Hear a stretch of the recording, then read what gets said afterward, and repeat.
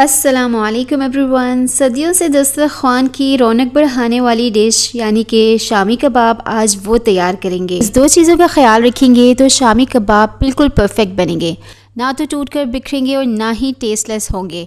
और आज की रेसिपी में इन्हें इजी तरीके से शेप देना और फ्रीज़ कैसे कर सकते हैं ये भी देखेंगे। चलिए रेसिपी स्टार्ट करते हैं। बिस्मिल्लाहिर्रहमानिर्रहीम।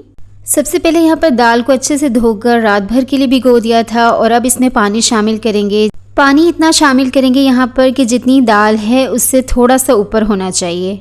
हल्दी इसलिए शामिल कर रहे हैं, इससे दाल बहुत जल्दी गल जाती है। कुछ खड़े मसाले शामिल कर देंगे और यहाँ पर बहुत हल्की आंच पर मैंने इसे गलने के लिए छोड़ दिया था।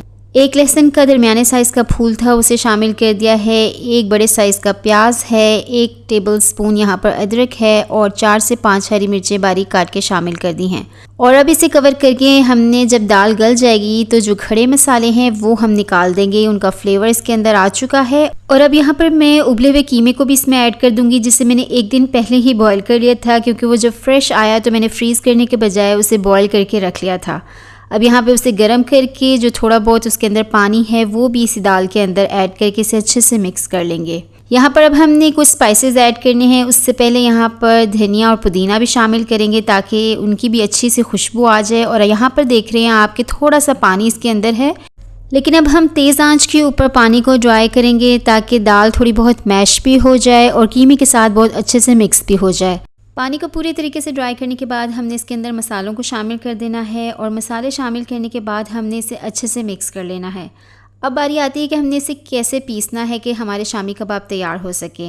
यहाँ पर आप चाहें तो इसे चॉपर में भी पीस सकते हैं, हावन दस्ती के साथ भी तैयार कर सकते हैं, लेकिन ये सब आपने इसे थोड़ा सा ठंडा करने के बाद करना है। मैं यहाँ पर हैंड ब्लेंडर का यूज़ कर रही हूँ, उससे मैं इसको यहाँ पर पीस रही हूँ। इससे भी बहुत आसानी के साथ ये सारा मिक्सचर पिस जाएगा और इसके बाद हम इसके स्पाइसेस को भी टेस्ट कर लेंगे। यहाँ पर इसको पूरे तरीके से तैयार करने के बाद हम देखते हैं कि शामी कबाब का जो टेक्सचर है वो किस तरीके का हो गया है। शामी कबाब का मिक्सचर ना बहुत ज़्यादा थिक होना चाहिए और ना ही बहुत ज़्यादा नरम होना चाहिए कि कबाब टूट कर बिखर जाएं।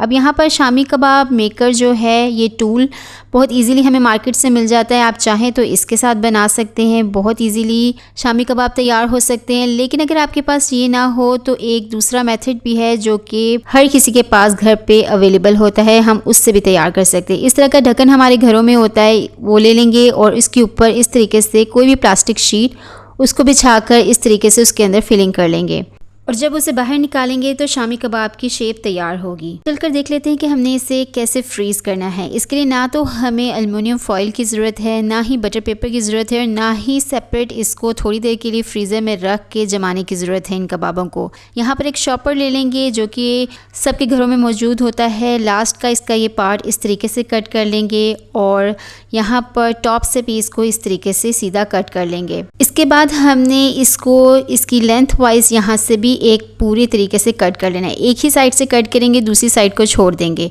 और अब जो हमने बोल लिया था या कोई भी कंटेनर जिसमें हम कबाबों को फ्रीज़ कर रहे हैं उसकी एक लेयर लगाएंगे। यहाँ पर सारे कबाब सेट कर लेंगे और उसके बाद जो हमने शीट तैयार करके रखी है उसको इस तरीके से फैला देंगे। फिर एक और लेयर हमने कबाबों की लगानी है और इसी तरीके से हमने इसको रैप करते जाना है। तो हम बहुत आसानी के साथ इन्हें इसी तरह फ़ौरन बनाते ही फ्रीज़ करने के लिए फ्रीज़र में रख सकते हैं। चलकर देखते हैं कि हमने इन्हें कैसे फ्राई करना है। इन्हें डीप फ्राई नहीं करना, यहाँ पर थोड़ा सा ही ऑयल शामिल करेंगे और अंडे में डिप करके हम शामी कबाब को फ्राई कर लेंगे। और अब यहाँ पर मैं आपको एक टिप देती चलूँ कि अगर शामी कबाब का मिक्सचर बहुत ज़्यादा थिक हो जाए तो आपने उसके अंदर 1 अदद अंडे को शामिल कर देना है, तो भी ये मिक्सचर सेट हो जाएगा। और अगर बहुत ज़्यादा थिन हो जाए कि इसके टूटने का डर हो तो आप भुने हुए बेसन को इसके अंदर शामिल कर दें, तो भी मिक्सचर सेट हो जाएगा। अब कीमे के शामी कबाब तो बनकर तैयार हैं और खुशबू ऐसी है कि बचपन की यादें प्लेट में आ गई हों। और अगर वीडियो पसंद आ गई हो तो इसे दिल से शेयर कीजिए, ज़ुबान से नहीं। चैनल को सब्सक्राइब कर लीजिए और जाते जाते एक कबाब को तोड़ के अंदर से भी चेक कर लेते हैं। आपसे मुलाकात होती है बहुत जल्द किसी इंटरेस्टिंग और नेक्स्ट रेसिपी के साथ। तब तक अपना बहुत सारा ख्याल रखें। अल्लाह हाफिज़।